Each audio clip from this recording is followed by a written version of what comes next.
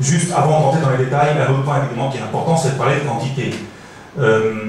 Il y a un outil sur Google qui s'appelle Insight for Search, tendance de recherche, traduit en français, n'est-ce pas Olivier?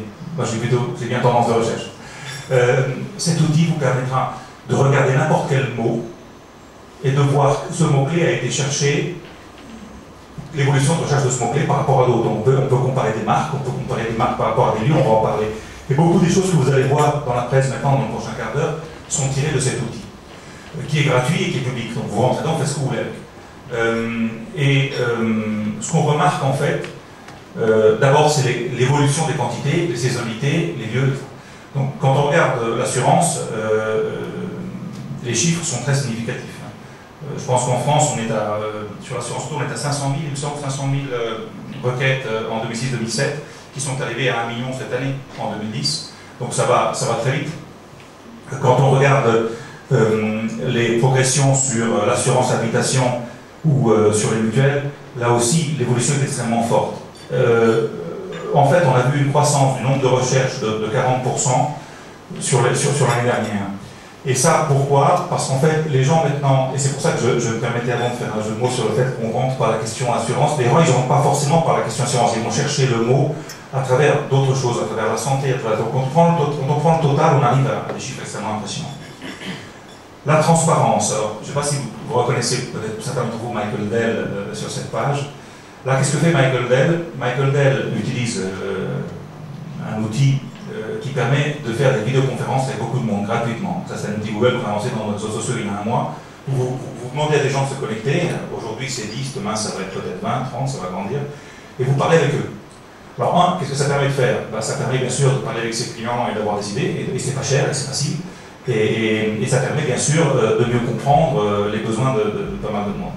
Mais d'où vient Michael Dell? Et c'est ça qui me semble intéressant. Michael Dell vient d'un cas très particulier. En 1996, c'est le premier cas de ce genre-là, un blogueur qui s'appelle Jeff Jarvis achète un PC Dell. Et il a une expérience horrible. Son PC ne marche pas, il se casse, le service client malheureusement ne réagit pas très bien, son PC disparaît, enfin il vit l'horreur. Et il commence à bloguer sur le sujet, en racontant son expérience, en cherchant d'autres personnes qui ont la même expérience. Pas forcément, et c'est ça qu'il faut comprendre, pas forcément avec une intention fraudulente. C'est-à-dire que Jeff n'était pas en train de se dire j'ai envie de bouffer du Dell. Il était en train de se dire est-ce que d'autres ont vécu mon expérience, est-ce que je peux me faire aider, et puis après il se dit, quand il a vu que c'était pas très bon, il a envie de bouffer du Dell.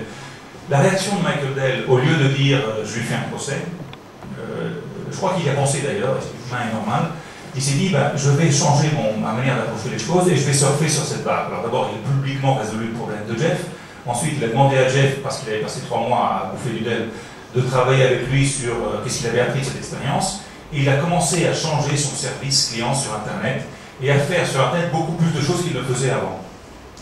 Des downloads de logiciels pour qu'on puisse mieux utiliser son PC et se dire je ne vais pas l'utiliser pour vendre, je vais l'utiliser pour gérer ma relation avec le client avant-vente et après-vente et faire en sorte qu'il utilise mon produit plus, augmenter le taux d'usage de son produit.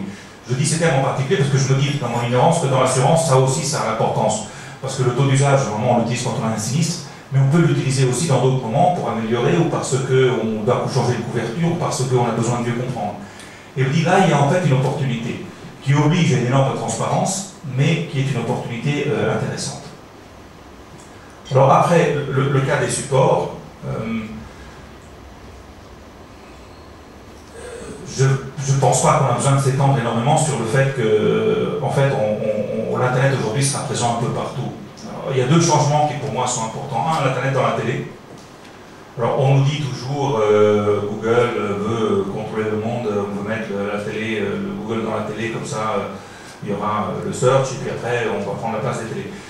Je pense que c'est un peu réducteur de voir ça comme ça. Je pense que la réalité c'est quand on a dans une maison un écran, lorsqu'il y a une technologie qui permet à cet écran de faire des choses différentes que ce qu'on faisait avant, les gens vont vouloir l'utiliser.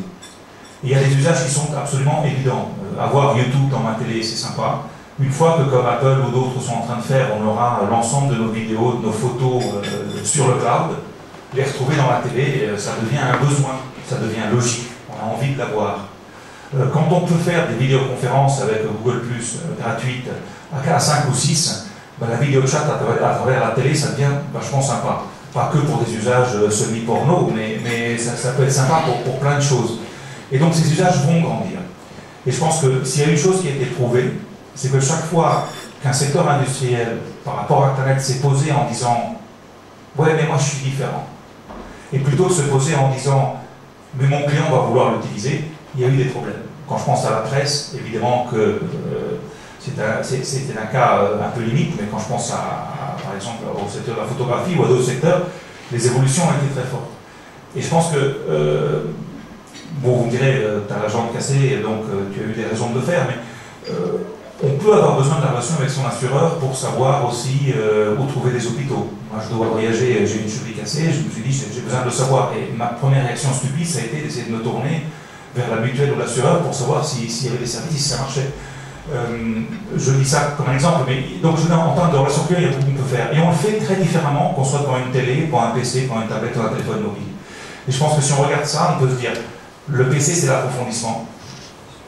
La télé, ça va être plus l'interaction, donc ça va être la vidéo, ça va être l'entertainment, bien sûr, mais l'entertainment et Internet, c'est pas antinomique, hein, c'est le deuxième usage d'Internet, l'entertainment, et c'est important.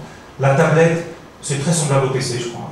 Ce qu'on fait sur une tablette ou sur un PC se ressemble beaucoup, peut-être avec une différence qui est qu'on interagit un peu moins qu'avec le PC, on est plus en train de lire et on lit mieux qu'avec un PC, mais les usages sont assez semblables. Et le téléphone mobile, c'est tout ce qui est instantané, tout ce qui est un peu temps réel, tout ce qui est lieu. Et clairement, lorsqu'on dit on doit gérer la relation avec un réseau, je suis convaincu que ce qu'on voit, je vais prendre 2 ou 3 exemples, les téléphones mobiles vont être un outil pour vous, la gestion de la relation client, qui va être un outil très important dans le futur. Parce que les clients prétendront que ça se fait comme ça. On prétendra pouvoir savoir quand est-ce que j'ai mon échéance, comment je peux la gérer. On finira par payer beaucoup de choses à travers un mobile, ça se prépare. On finira par vouloir avoir beaucoup d'informations sur le cloud, elles seront chez nous, donc le mobile sera le moyen de les retrouver. Beaucoup de papiers vont être dématérialisés à travers tout ça grâce au fait qu'on retrouve sur mobile. Donc je pense que là, encore une fois, je ne suis pas assureur, mais moi j'irais bien regarder là-dedans ce qui se passe. Je pense que c'est important. Utilisateur, alors là encore, je vais vous donner, vous me dites, Carlo, tu nous dis des trucs qu'on sait déjà, je sais, mais je sais, c'est quoi être assez général. Donc, je pense que là, il y a un autre point important, c'est les utilisateurs de mobile, en termes de nombre d'utilisateurs, vont dépasser ceux du PC d'ici à 2 ans. En France, en termes d'usage, moi je prends le pari qu'en 2014, il y aura plus de recherches sur Internet, sur un téléphone mobile que sur un portable. Elles seront différentes, mais il y en aura plus. Et les usages vont continuer à grandir de manière très forte. Et donc ça, je pense que c'est une tendance auquel il faut penser. Au cours de la journée, ces 2 graphiques-là vous montrent, je ne peux pas me lever malheureusement, mais ils vous montrent au cours de la journée, alors si je ne me trompe pas, le mobile c'est le bleu et le desktop c'est le gris. Comme vous verrez, les gens dans la journée passent de l'un à l'autre différemment, en fonction du moment de la journée. Et il est évident que si on analyse ça par rapport à un secteur industriel, c'est intéressant. Donc on a essayé de faire ce genre de raisonnement, et on dit que par semaine recherche sur fixe par rapport au mobile. Là on voit dans la semaine, là aussi ça a une évolution très forte. Hein. Il y a des pics extrêmement forts pendant le week-end sur la mobilité. Pardon, ça il faut que je... Et donc je pense que regarder cet aspect-là devient un élément important pour comprendre comment gérer sa relation avec le client, en fonction de où est-ce qu'on peut l'attraper, sur son lieu de travail, en quel moment. Et maintenant, on peut l'attraper. Il y a 5 ans, il n'est pas devant son PC, je ne l'attrape plus. Maintenant, on peut l'attraper. Je vais vous sortir un petit vidéo qui vous donne l'exemple de tout ce qu'on peut faire sur un téléphone mobile. On l'aime beaucoup, il n'est pas Google. Et là, vous allez voir... C'est avec un BlackBerry, donc là, on peut faire ça avec un iPhone, avec un Android, bien sûr. L'aspect sécurité est mieux soignable sur un mobile que sur un PC, parce qu'on a directement l'intégrité de la personne. En Afrique, par exemple, les téléphones mobiles ont remplacé les banques. 10 millions de personnes font des paiements par téléphone mobile en Afrique, alors qu'il y a des taux de bancarisation très bas. Chercher, identifier, authentifier, tout ça est beaucoup plus facile avec un mobile qu'avec autre chose. Aller chercher, bien sûr, comment réagir dans l'instantané lorsqu'on a un problème. Et rechercher les cartes. Retrouver votre assurance au moment où vous en avez besoin. Et pouvoir interagir avec eux ayant tous les chiffres, ayant les numéros, ayant ce qu'il faut.